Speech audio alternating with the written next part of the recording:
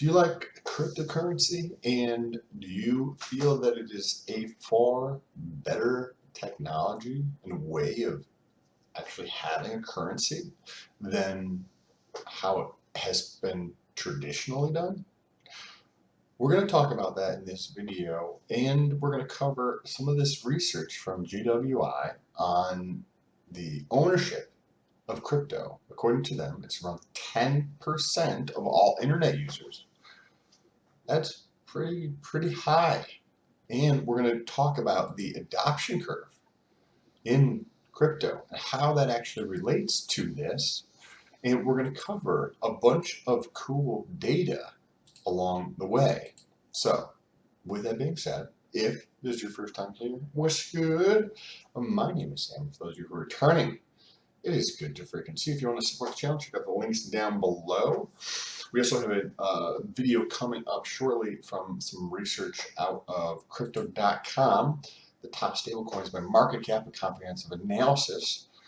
There is nearly 100 stablecoins that have been launched, and the market cap of those is over 180 billion. We're going to be diving into that in a future video, so make sure you press the subscribe button, bell notification, and follow along in other places. I share a lot of this stuff out on Twitter. So let's get into it. GWI is a market research firm. They're in, like, I think 47 different countries, and they provide like audience insights for companies and things along those lines, just research and data gathering. Now, I found this while I was doing research for this video. The ownership of cryptocurrency, percentage of internet users 16 to 64 who own some form of cryptocurrency. This is pretty astonishing. In Thailand, which is the far left here, this is 20+%, and this is relatively recent data. Today's June 4th, right? So this is only 6 months old. In Thailand, people who use internet, 1 out of 5 people uses cryptocurrency. Holy crap! This is pretty crazy. Worldwide, that is 10%. So this is kind of interesting. Over here on the far right, Russia, which is 2%. I don't believe that to actually be accurate personally, if given the circumstance where we're at. It just doesn't seem that 2% is 100% accurate. Could be. But I found this interesting because I like understanding what is going on at a macro level. And when you follow technology, all technology does the same thing, right? It goes through and follows an adoption curve. So this is what we have here, the adoption curve of technology from 1990 to the present. And I found this back when I was paying attention to Tesla. I saw Tesla far before everybody else did and realized that they're following an adoption curve from dumb cars to smart cars, and from ICE engine vehicles, that's internal combustion engine vehicles, to EVs. So Tesla is at the front end of this adoption curve for EVs, and they're at the front end of the adoption curve from dumb vehicles that are not connected to the internet to smart vehicles. Think of the flip phone to the smartphone. They're leading the path on that. By the end of this decade, it's going to be Tesla and a bunch of Chinese companies that are producing most vehicles globally. And that's currently not the state in 2022. Let's get into this chart here for a second. So this is telephone, electricity, cars, radio, fridge, microwave, like the internet, all these different technologies, and how quickly they're actually adopted in the marketplace. When we look at this, some broad generalizations.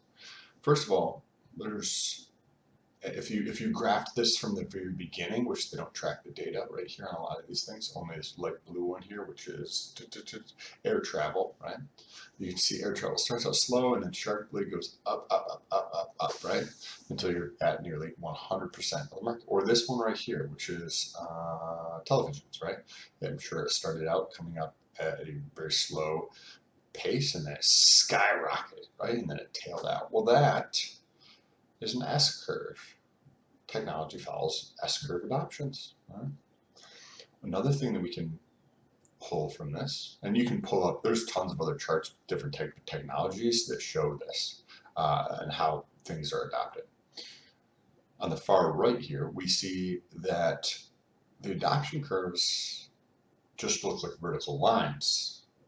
In the left half of this chart, we see adoption curves going up at a slope, right? Let's see how these are all slanted going up, right? They're still very quick, and how quickly stuff's getting adopted. But over here on the right, it's just straight vertical lines. So we can draw two things from this. All technology follows adoption curves. And over the last, say, 20 or 30 years, 40 years, the adoption uptake, how quickly a market is utilizing a new technology, is increasing. Right? The slope of the line is greater, so it's people in the marketplace are actually adopting it faster. And when we take a look at a technology adoption curve, we get a better understanding of where we sit in crypto, right? Remember this research report. We're going to get into another research report in a moment from crypto.com. But this is from, I think it's Robert or Roger something. And he created this. We're just going to read through it quickly. Oh, here it is, Rogers. Everett Rogers. As captured by Everett Rogers, his book Diffusion of Innovations, people tend to adopt new technologies at varying rates. Their relative speed of adoption can be plotted as a normal distribution, with the primary differentiator being individuals' psychological disposition to new ideas. So we have all seen this bell curve, right? Starts out slow and then picks up pace faster and faster. Right? Well, actually, I'm getting ahead of myself on this chart here, which we're going to talk about, but it starts out with a very small percentage of the population and then gets more and more percentage, right? 2.5% of innovators, that's this tiny little section here. Then the next 13% is early adopters, early majority, late majority, and laggards, right? So I want to read through these descriptions here because then it gives you a better idea of the psychology, right? That's what he mentioned here.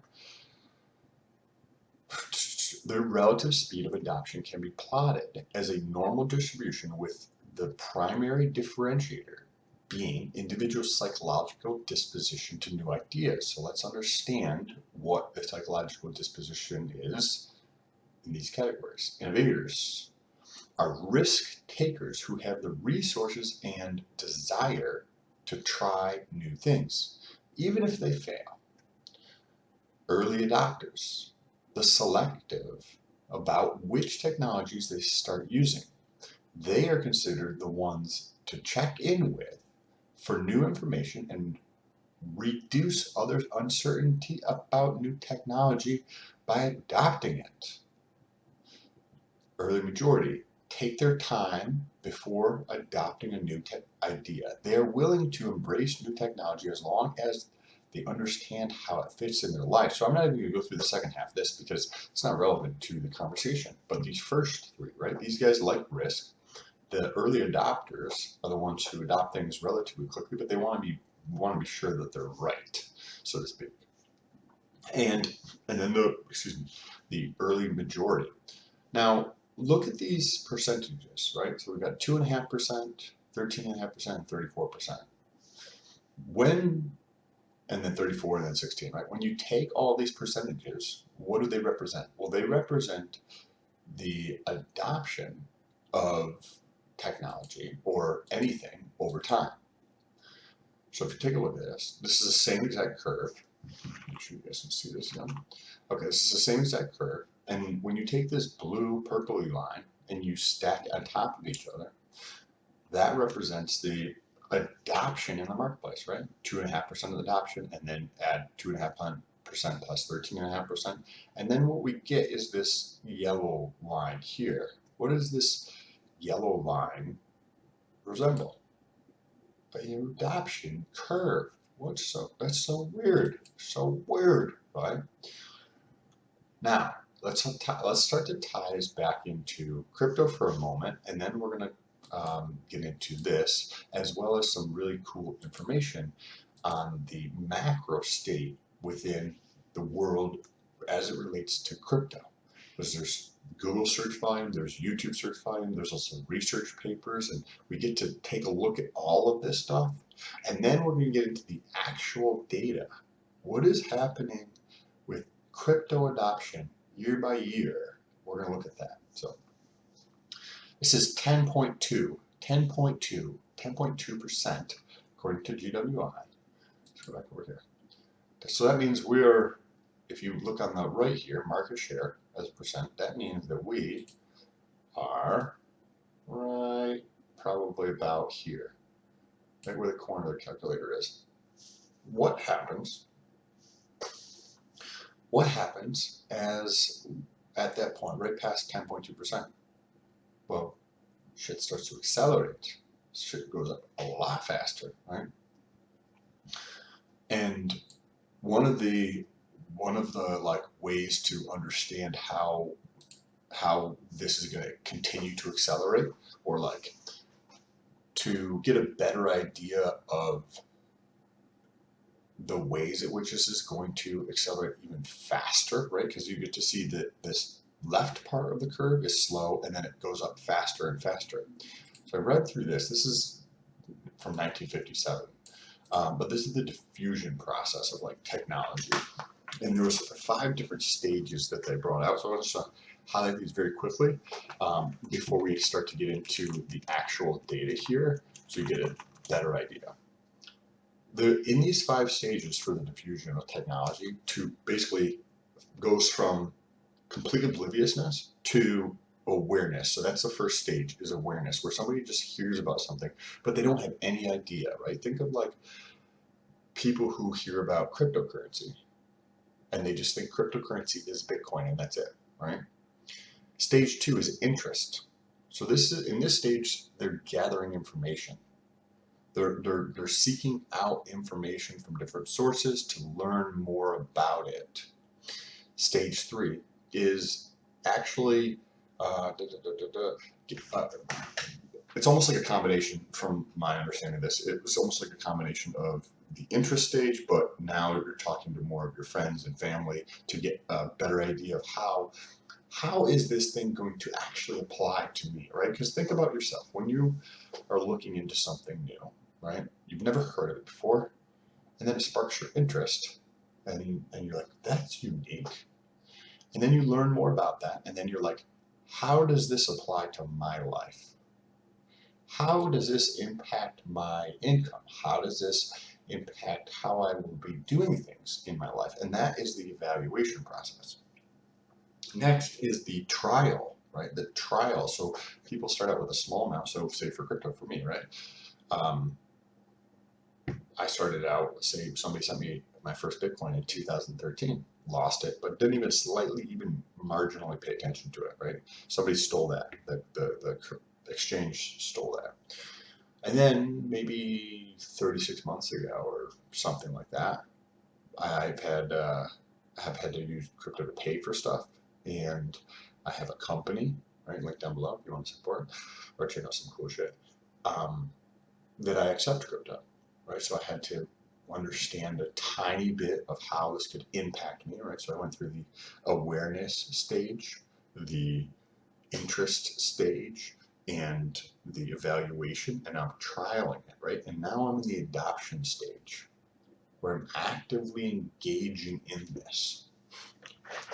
So when you think about these things, this is how people go through mentally, from hearing about something for the first time, engaging the interest to gather more information, look into it for themselves, then to see how that's going to actually impact their life, then they start testing and trying this out in their own life, and then they start to just going all in on this thing, and it just becomes more of a way of doing things, right? You can think of it as a tool in the toolbox that they have now, right? They weren't aware of the tool. They learned about the tool. They learned how the tool worked. They learned how the tool can actually impact what they do on a daily basis. They tested the tool, and now they know how to use the tool. They know about the tool, all that kind of stuff, and how it can impact their work. And now they just keep the tool in their toolbox to be able to use when appropriate. And when you layer on all these pieces, right? You have GWI's report here. We have historical data for every single technology. We understand how the adoption curve actually works, and the decision-making process, or the sequence of stages people go through to being aware from not aware to actually being able to utilize something. Now I want to look at the actual data. So this is from TradingView. There's total market capitalization and the volume in cryptocurrency. This is pretty interesting, in my opinion. So this goes back to 2014. So this is not back to 2009, but back to 2014. And we get to see the peak in cryptocurrency. This is total market cap. So this is all cryptocurrency. Reached around $550 billion in 2017. We are currently at $1.2 trillion. 1.2. So we've gone from, when was this, December? Yeah, December 2017, right? That's when Bitcoin had hit peak, around 20 grand, I think. $550 billion to now 1.2 trillion in 5 years. And it was up substantially higher at 2.5 trillion. So 5x, a 5x in October. So what would that be? Just remember, so 2018, 2019, 2020, 2021. So in 4 years, less than 4 years, a 5x in the market cap, right? And then obviously we're seeing this tail off right now. What's actually going through, like if you're just looking at the market cap of this. But when you take a look at the people's behavior, right? What's actually going on with the people who are trying to understand this? Because when we looked at this, right, we saw those 5 stages, and how can we gauge where people are in that stage? Because there's a gigantic Grand Canyon of disparity between the understanding of legacy finance. First of all, a lot of people don't have a great understanding of legacy finance. And when you think of legacy finance relative to crypto, it's like, I'm speaking Mandarin to you. Like, I'm speaking a completely different language to you. You just don't have any effing idea what I'm talking about. So what I like to do is go to Google Trends. Google Trends tracks search volume, right, in this case crypto, on Google across the world. And you get to see search interest over time, what people are actually searching for. Remember, Google, the company that made itself into what it is because search interest. When people search for stuff, what are they actually interested in, right? They sell advertising based upon that. Massive company, right? They also have, they're the largest search engine in the world. And you get to see this trend here, right? So if we play this out from basically 0, then we see this spike here, and then we see this starting to trend upwards, right? What does that kind of remind you of, right? This right here, right? We're right in here. Now, let me go back over here. This is on Google. Let's go to YouTube. So YouTube is the 2nd largest search engine in the world. This is from 2009 until 2022, the same as the other one. We see the same exact thing. You know, the two largest search engines in the world, there's a tremendous uptick in people trying to close that gap, right? In some of these research papers, they'll call that gap, right? I call it the Grand Canyon, right? But they call it a chasm. And that chasm is actually described in the early adopter stage. So there's researchers who came out with there's a model they use to describe this. And in the early adopter stage, there's a point here where there's a chasm, and that's the Grand Canyon of information disparity between people in legacy and people in crypto. To understand, to cross that bridge, right, you get to see we're literally at that point.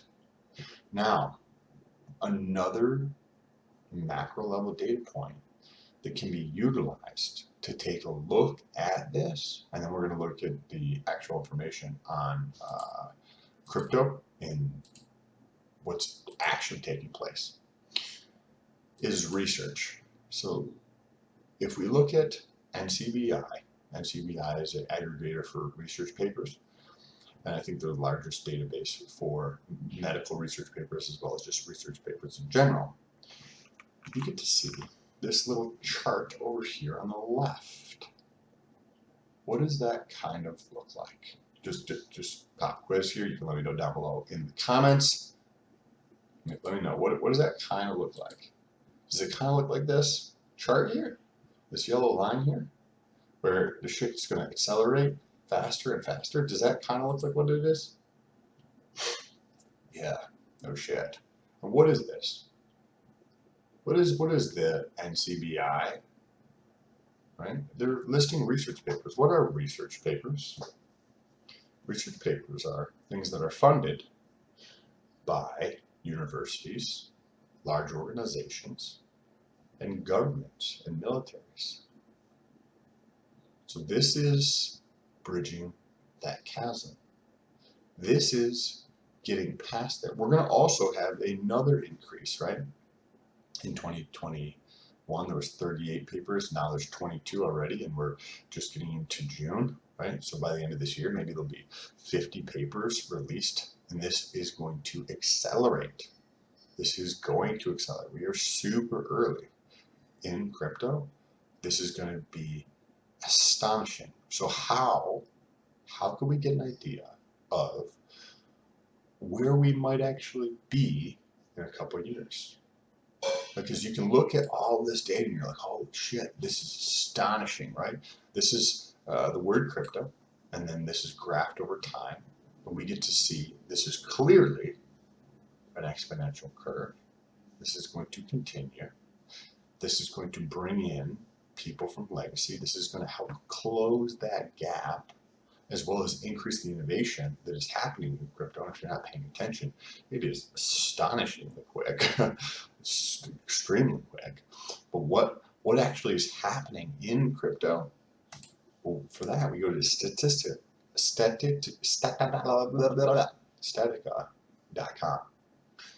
And this is the number of verified crypto asset users from 2016 to June of 2021. And they pulled together data from several different sources that give us an idea of cryptocurrency users. Check this out. This is interesting.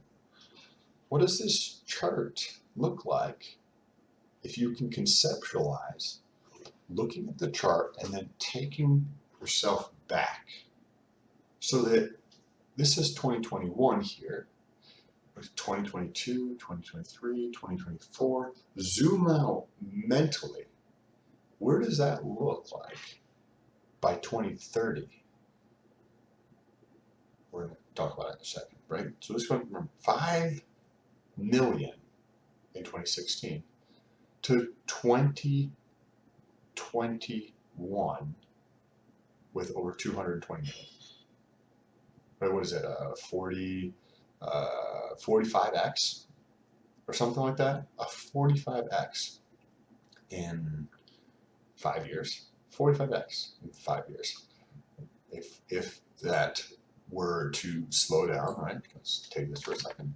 220 times, say a 22.5x, 50% slowdown, right? Then that is, my friends, 4.9 billion users. Let me repeat that.